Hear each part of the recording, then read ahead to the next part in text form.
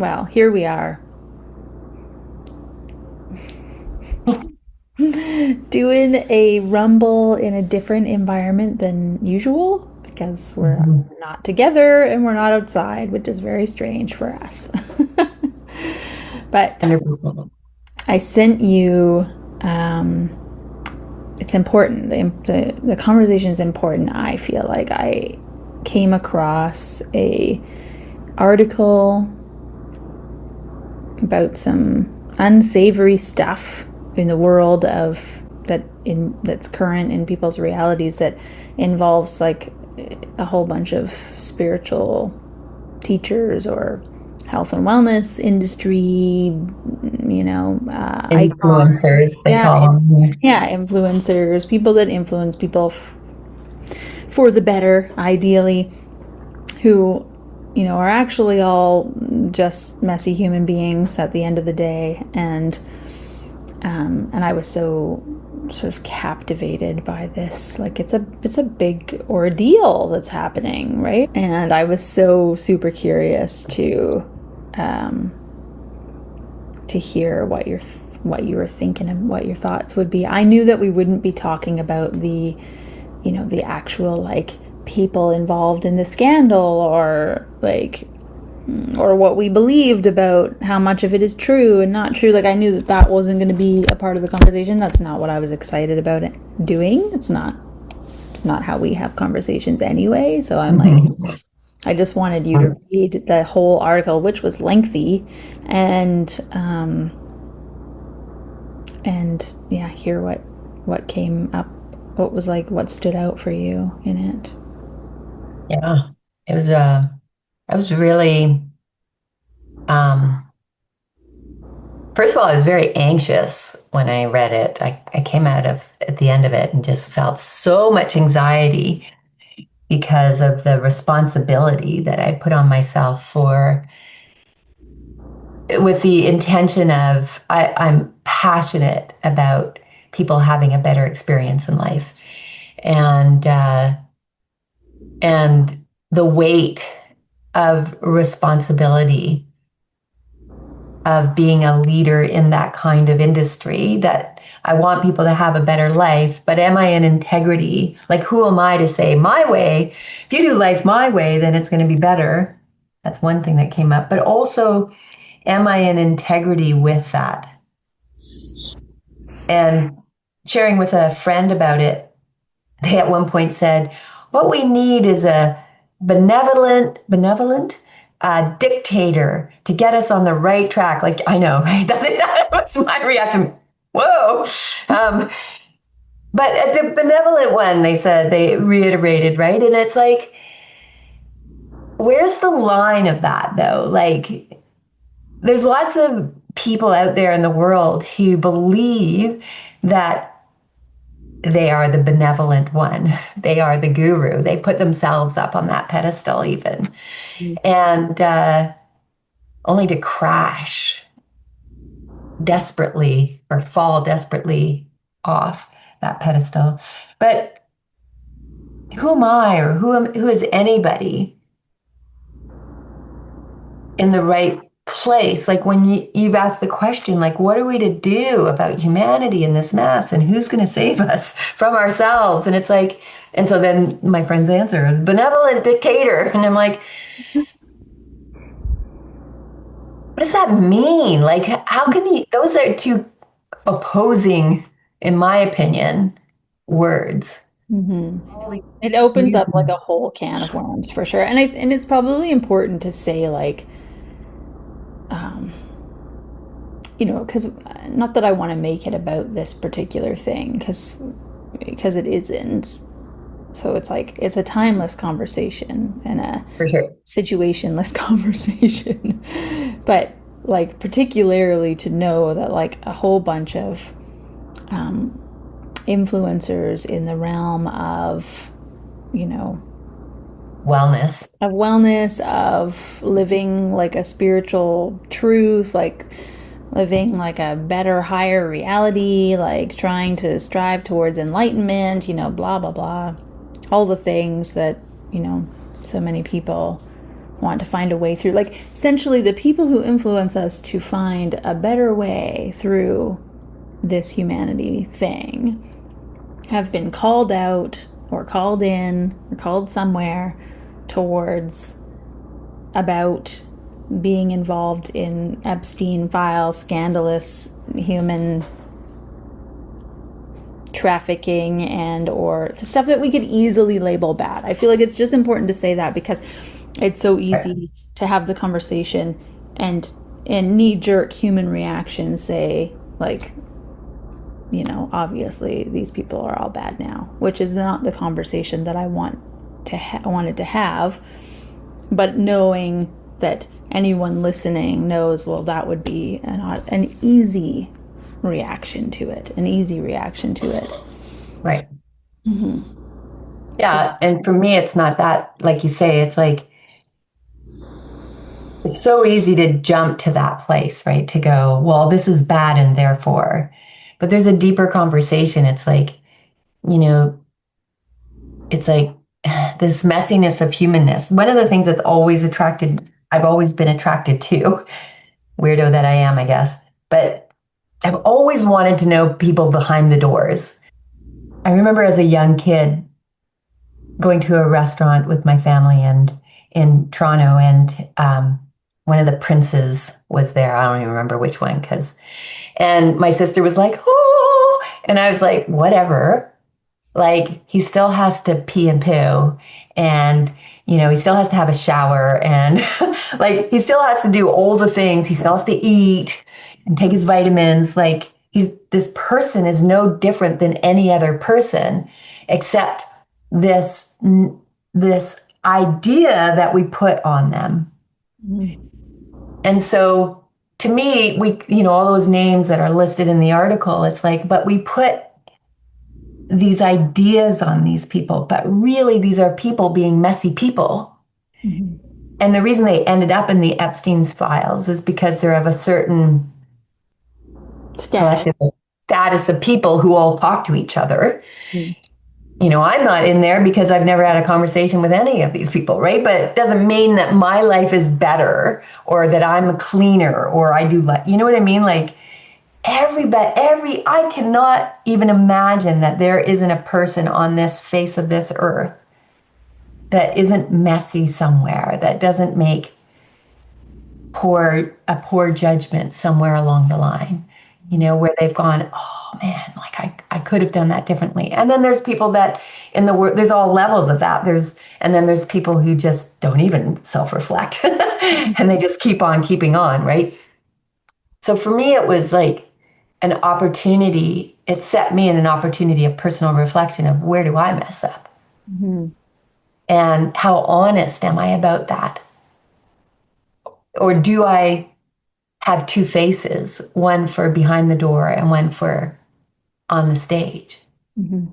And my aspiration has always been that I'm the same no matter where I am. It's a hell of a lot easier for one thing instead of trying to play different personas. And I know I do, but I have an admiration for somebody who is the same wherever I meet them. You know what I mean? Mm-hmm. Yeah, totally. Like what I've always called, and I know the word has been, you know, Overused. overused and upchucked these days, but I've always used like the word authentic. Like when I feel like somebody is just who they really truly, they're just themselves through and through, like that's one of my favorite qualities about people. Self-reflection is obviously very important to us, but also it's an important part of, I think, like probably being solution oriented in the scheme of things of humanity, but Yeah. also isn't what I wanted to hear from you about, really, because this is like actually sort of scandalously about all these other people and this industry Right. that we are in. Right. And what does it come down to? you know? Yeah. So ask me your question again. What's like the thing that kind of, the feeling, the idea, the thought you have about about, what is this all about? What needs to be done or not done or undone, or like, what do we got to do? What do we do with this? Or like, it's a mess. Yeah. It's revealing a mess in an area of life that we shouldn't see mess, and we keep seeing it. We keep seeing more Right. and We more. hope not to see mess, We right? hope not to see mess. We keep seeing it. We collectively, as a society, keep going, Mm-hmm. wow, this place we're supposed to trust and, Mm-hmm. is sacred to us, this area of the world, of life, of whatever, is actually a big giant shit show, which is the captivating part for me. When you asked what was most captivating for you, I just went, wow, like this is a whole nother, not that I am naive to the fact, like it was blowing my mind that this has even occurred, because you know me, I'm like the most skeptical of people. But the sort of like a crumbling. It's like we've heard this.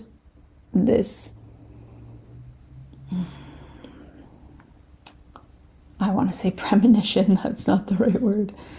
This sort of idea. Prediction or this idea. This idea that like everything needs to be like, it's got to crumble in order to find Mm-hmm. a new way. It's got to be dismantled in order Mm-hmm. to find a new way.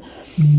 And so it, to me, the captivating part was like, wow, the messiness comes out over here too. It's just everywhere. It's in humanity. And I know that the majority of people are just going to grab their pitchforks. And I was Right. like, Throw the baby Jill's out with the got to read. bathwater. Jill's got to read this. Like, what is like, what do you see as a, I don't know, maybe what's the biggest challenge that we face in moving forward into these kinds of crumblings, and what's the big solution? Yeah, I think that at the end of the day, I have this conversation all the time and I'm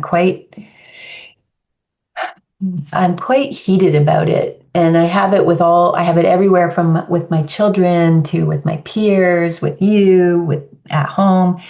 It's like people try to drag me into these other conversations. Like even this morning, the idea was, well, you should know what's going on in the news, Jill. Like, I just think burying your head in the sand isn't. And I'm like, I honestly don't think I bury my head in the sand. I don't think I'm hiding out here, in my house going, I just don't want to know. Like, I don't think I do that because as soon as something happens, I'm like, oh, tell me. What I do know, so in this conversation, okay, let me get these pieces together. The idea was shared also that it's worse than it's ever been. And I'm like, I have a hard time believing that. Like, I don't think we've gotten worse as a human culture. I think we know more. And so it's coming at us faster and furious and more in real time than ever before. But I don't think it's gotten worse. But anyway, point being that the conversation has to come back to living principally, like living from a place of,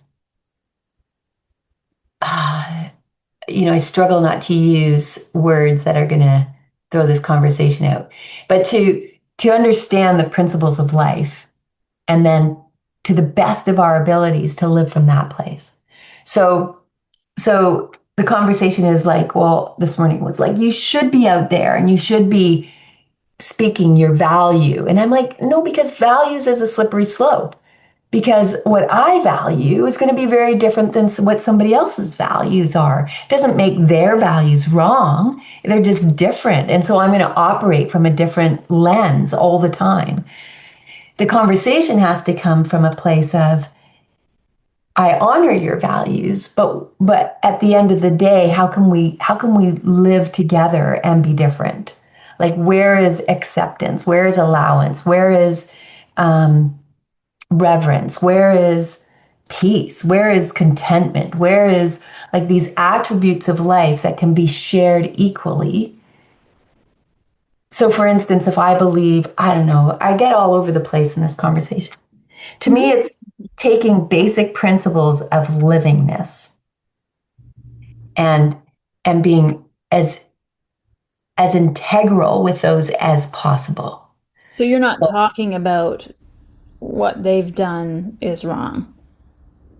because who am I to judge? Like I'm not saying what they've done is right either, Hmm. but I'm saying it's an opportunity to ask ourselves, how can how can I live to my highest well-being and with integrity with principles of living that I not value, but that I know are universal. So I believe that life expressing life is universal. So anywhere I go and I squash somebody's livingness, then I'm out of alignment with the principle of life that I believe in. So I want to be supportive of people living in their own way, in their inspired nature. So does that mean if somebody's inspired nature is to go and kill people? No, because that's squashing livingness, right? So at what point is it? And then they become really difficult moral questions. And Something there's that you, I don't know that I could recite it. You would probably have to tell me again, but you were talking about harm as an example. Like, right, do no harm. mhm. The principle, it's a principle of living that everybody can agree on. Do no harm. But Mhm. everybody's definition of harm is going to be different. And I've dealt with people who've been going through something like a divorce and going, they're hurting me by leaving me. They should stay here. Or don't they know that they're hurting me and therefore they're harming me. And you said do no harm, so they should stay. And I'm like, no, that's not what do no harm means, right? Like when we start, it's they become difficult conversations because I think it comes from this piece of us inside that knows. Like I know, for instance, an example. So I was scuba diving last week, and when I was down there, I saw these abalones, live ones, right? And they were like so cool and they were big. Is that what they're called? Abalone? Abalone. Abalone. Mhm. And I thought that's so cool. And then we're swimming away, and I saw some shells, abalone shells, and I was like, cool. And I gave it to Ross. He shoved them in his pocket, and I brought three of different sizes, that three little ones. And so then I'm talking with you, and you're like, Jill, don't you know that abalones use those as they grow? They crawl into a bigger one, and then they grow and they crawl into a bigger one. And I'm like, oh my God, I had no idea I was doing harm, right? Like I was actually interfering with a stage of growth of an animal that I didn't understand. Now that I understand, I'm not going to do that again, right? Like I'm even thinking how I got to go back there and throw them back in the ocean. So the conversation, to the best we all know in our heart, like if there was a piece of me when I took that from the ocean floor that felt, maybe I should leave that, and I didn't, that's different than I'm actually ignorant and I took it and but now that I know, and if I picked one up knowing that, now I'm doing harm, knowing there's a better way, there's a less harmful way. Um, so yeah, it's just a difficult question. So then I was challenged this morning, and they said, well, you should be out there speaking these principles, not just helping one person at a time. Like, how are we going to affect change in the world if we just hide and we don't pay attention to what's happening in the world, and we're not speaking out against the wrongdoings? And I'm like, whoa, like, who am I to say what's right and wrong? Like in that mess, like I'm talking about abalone shells and I didn't even know, let alone world conversations. I have books that I've been asked to hide in my living room because they're afraid that if the other powers to be find them, they're going to burn them up because these books have the real truth, but those books don't. And I'm like, the conversations go on and on. Like, but there are basic truths of life that are unarguable, and we all agree. We all agree. Everybody wants to be loved and seen and heard. I don't even think the worst person on earth doesn't want that. And I think when I say the worst, doing the most horrendous things, they do it because they want to be seen and heard and loved. And they don't want to be afraid and they want to be safe. I think everybody wants that. And so I believe our job, my job, is to help people connect to their own inner knowing, which is the greatest place of wisdom and truth. It's never going to be from an outside source. We know, we know instinctively. Like in this article that we read, the author was saying when something happened in the green room, something was said, that they didn't speak out. We know when we should speak out. Mm-hmm. I was skiing with you on Saturday and a teenager plowed into me and knocked me flat on my ass. And I stood up and I'm like, do you know I'm 60 years old and you just ran into me and you're lucky that I'm actually as strong as I am, right? Like the truth needed to be spoken.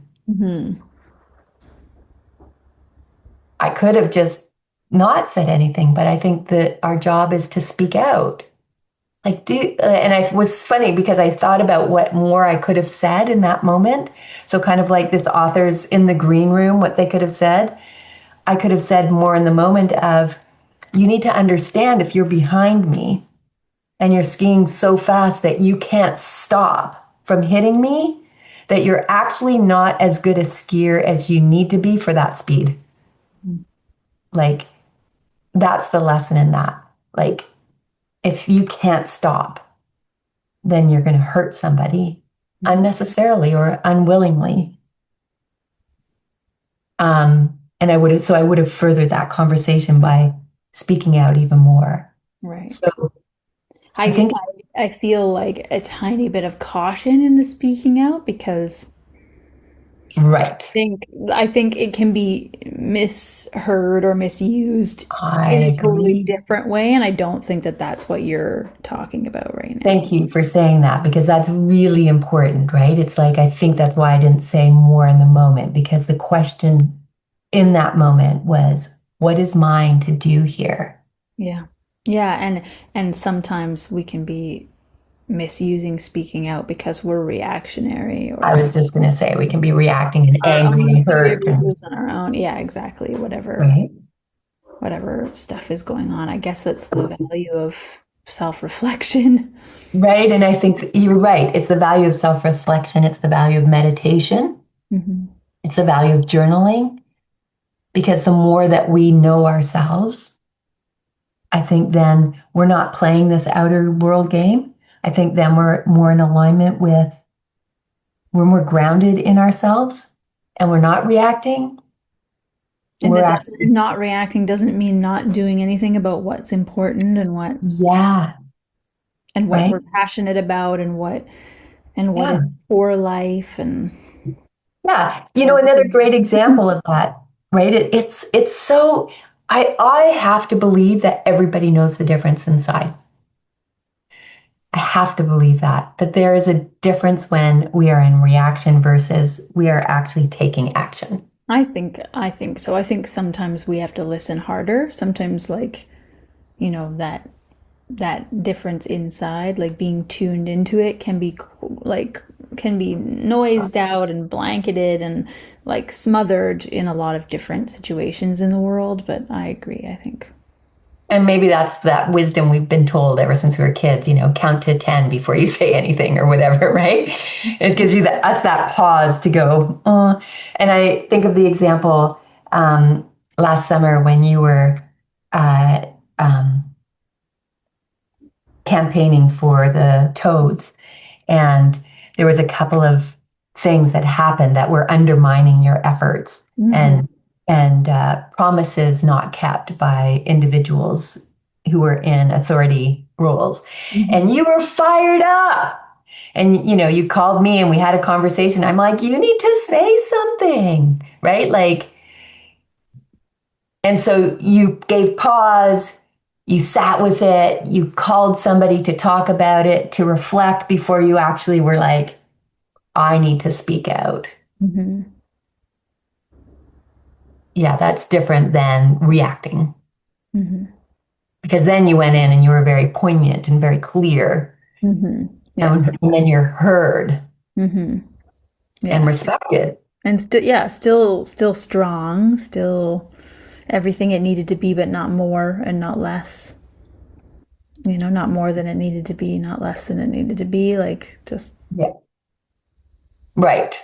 but that's a lot of practice and resource in knowing myself and. Okay, you just opened another can of worms. Because that more, not more than and not less than, talks about this whole human messed up trajectory that we've been on of taking more and being more, and this idea of like hoarding and needing. And I feel like that's the balance, isn't it? And that balance doesn't only just outpicture or show up in that story of you with the toads, but it shows up in mass scale of when we aren't connected and in balance and in our own balance and aware of listening to that difference, then we actually, if we're like the further off center we are from that knowing, it affects all areas of being in the world and on this planet Earth. Not just relationship, but Mm-hmm. relationship with other people, but relationships with the earth itself. Mm-hmm. And And ourself and what kind of life we get to live. yeah, so reflective, and there is no, I believe the important part of this conversation and why we do them is to be thought provoking, because at the end of the day, I don't think there is an answer, right? I think it's a journey of becoming and in our own right. And so when I was challenged, like, no, you need to be out there in the world and speaking, I'm like, and not just one person at a time. And I'm like, if we're all energy and one more person is in alignment with their selves, I can't help but to think that that ripple effect is huge. Mm-hmm. That me going out and fighting against or pushing against an institution or a way of being is just creating more of that. It's creating more of instead of getting out of this push shove and doing something the third way, different. Mm-hmm. I love what you said about. I love that you said the most important thing being self-reflective of our thinking, because what do we know about our thinking? That it's Really? powerful. Yeah, it's powerful. Our thinking creates our reality. Yeah. I remember, I remember back in the day when I first started teaching basic principles of these ideas, and saying we all know when somebody walks in a room and we know we feel their thinking. The real obvious, like we feel that thought has an energy beyond the body. Mm-hmm. Mm-hmm. Very complicated, and yet the answer is so simple. I think that's it. The answer is a lot simpler than we try to make it be.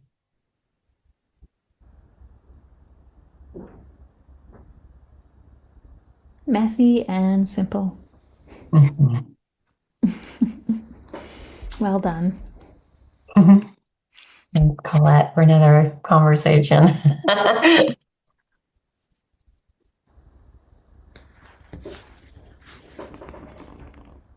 We done? I guess. I don't know how to end on screen. How did we end them in person? Just by staring at the camera for a moment together. We could stare. Okay, you look to your left. Look over your left shoulder. And I'll look at there. We can look like this.